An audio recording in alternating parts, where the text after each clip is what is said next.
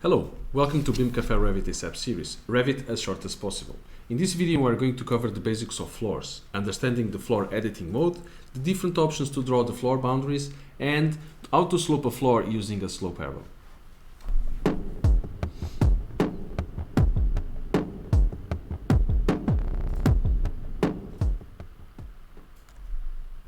So, you can find the floor tool under the architectural tab inside the build panel.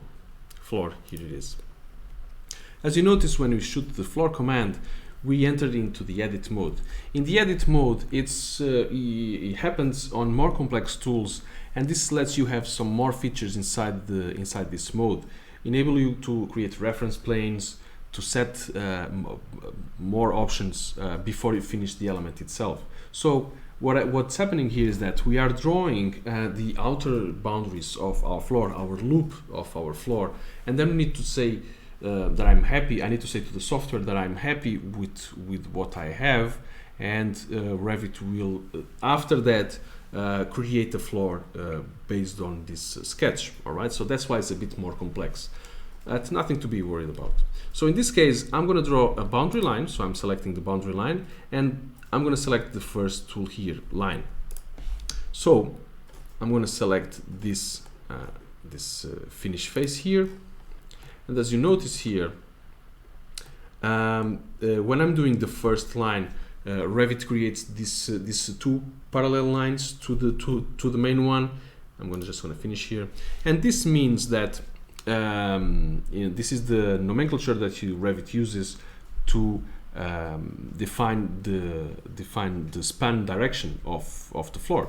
So in this case, these two lines will tell Revit that the span of my floor will go in this direction. In this case, it doesn't really matter because we are using a generic floor, but if you are using a more complex floor where the structure is already associated, the span will follow this direction. All right, this is the way that software tells us, okay, this will go this way. We can define it here and this button here as well. All right, other tool that I'm going to use, I'm going to select Pick Walls, and in this case Revit gives me another option in the options bar to extend the floor into my wall core. In this case, the wall core of this wall, it's defined the layers of the wall. We contain the structural part inside the core boundaries. And this is what I want. I want to extend my floor under the structure of the wall so we can rest the internal forces there, of course. So I'm going to click on the wall itself. It's going to extend till the core, and I can see that, of course, it will go here. I can use the slope arrows if I want to switch with the core boundaries, and that's it. I'm going to trim here. The trim command, it's in the modify panel. I can trim here. Shortcut for trim is TR. Select the lines, and I'm going to finish the loop using basic lines. Going to go here and finish the loop. Now I'm happy with my drawing. I'm going to finish the editing mode. All right, Revit creates the floor, and I'm going to see it in 3D. I can see that in the left side, it will went until the finish face interior, and on the other side, it went until the core. Good. Now I want to create a slope in my floor, and I'm going to go back to level 1. I'm going to double click on the floor so I can go inside the editing mode one more time, and I'm going to create a sloped arrow. I'm going to do a line, and I'm going to go from this corner until this corner. Now my slope will have this set of data.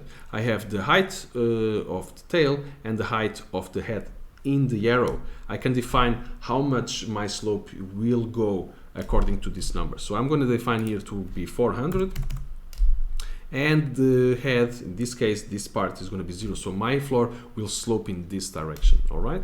I'm going to finish the editing mode here. And Revit gives me this option to, because he notices that the floor and some parts of the wall are overlapping, he asks me if he wants to cut. In this case, yes, I do want to cut my walls. So I say yes. I'm going to watch it in 3D to see the end result. And this is how you create a sloped floor. So, to sum up in this Revit ASAP tutorial, we have covered the basics of floors, understanding the floor editing mode, the different options to draw floor boundaries, and how to slope floor elements using a sloped arrow. Stay tuned for more BIMCafe content and see you next time.